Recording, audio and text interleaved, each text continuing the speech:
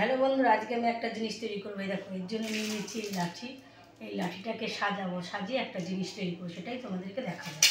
এর জন্য নিয়ে নিচ্ছি পেঁয়াজ, ক্যাপসিকাম, টমেটো কেটে নিয়েছি, টুকরো টুকরো করে মাংস কেটে নিয়েছি, তবে মাংসটা 1 ঘন্টা ভিনিগারে ভিজিয়ে রেখেছিলাম।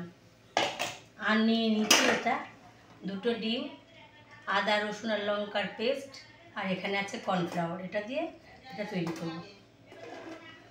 তবে এখন লাঠিতে একটা একটা করে ভরি। প্রথমে পেঁয়াজ, তারপরে ক্যাপসিকাম, তারপরে টমেটো, তারপরে মাংস, তারপরে আবার পেঁয়াজ,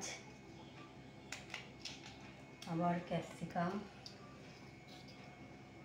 আবার টমেটো, আবার মাংস,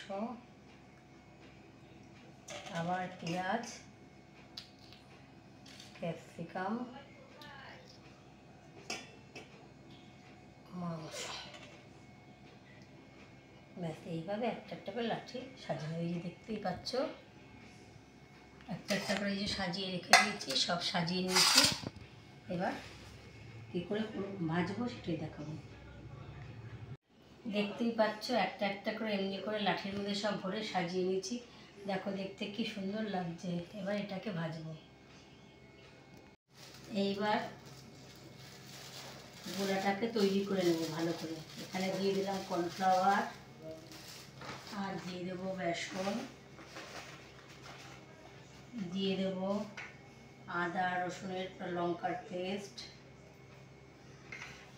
দিয়ে দেবো ডিম, 2টো ডিম,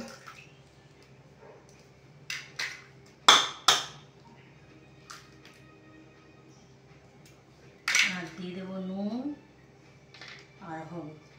এবার এটা ভালো করে মিক্সড করে নেব। এইভাবে ভালো করে মিক্সিং করে ব্যাটারটা তৈরি করে নেব। দেখতেই পাচ্ছ, ব্যাটারটা তৈরি করে নিয়েছি। ফ্রাই প্যানে তেল দিয়ে দিয়েছি, তেলটা গরম হয়ে গেছে। এবার এইভাবে একটা একটা করে ছাড়বো। একসঙ্গে 2টো 3টে ভাজা যাবে। আমি 3টেই দিয়ে দেবো একসঙ্গে।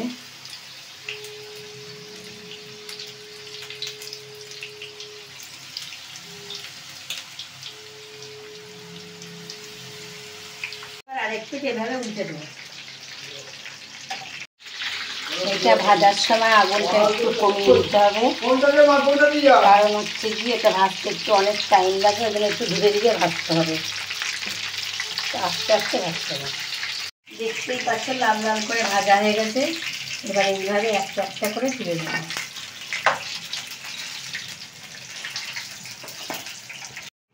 একবার হয়ে গেছে, আবার এই একইভাবে আবার দিয়ে দেবো।